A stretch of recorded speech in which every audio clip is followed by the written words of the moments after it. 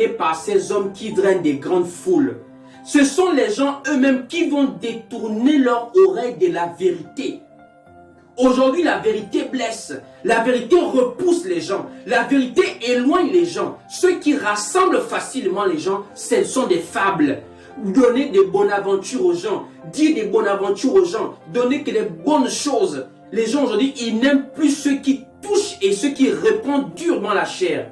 Ils préfèrent ceux qui caressent la chair, ceux qui caressent le péché, ceux qui embellissent la vie. Or, la vie sur terre n'est qu'un passage. La vie sur terre est une vie de difficulté pour un enfant de Dieu. Ça ne veut pas dire que tu vas forcément être pauvre ou tu vas forcément souffrir. Mais ça veut dire que tu seras comme Lot à Sodome et Gomorrhe. Lot à Sodome et Gomorrhe, il était tourmenté par le mode de vie immoral des habitants de ces villes. Mais nous aujourd'hui, on passe notre temps à chasser des démons, à prêcher la prospérité, l'élévation. On n'est plus tourmenté par l'homosexualité comme Lot à Sodome et Gomorrhe. On n'est plus tourmenté par l'immoralité.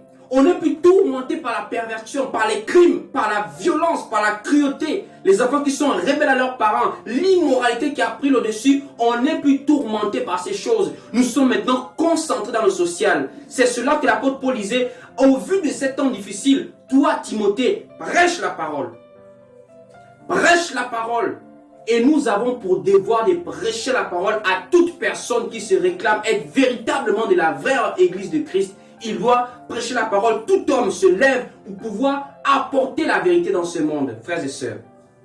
C'est cela le sommeil. Parce que c'est ce sommeil qui apporte maintenant le réveil. On ne peut pas parler de réveil s'il n'y a pas d'abord sommeil. Car quand on dit réveil, ça veut dire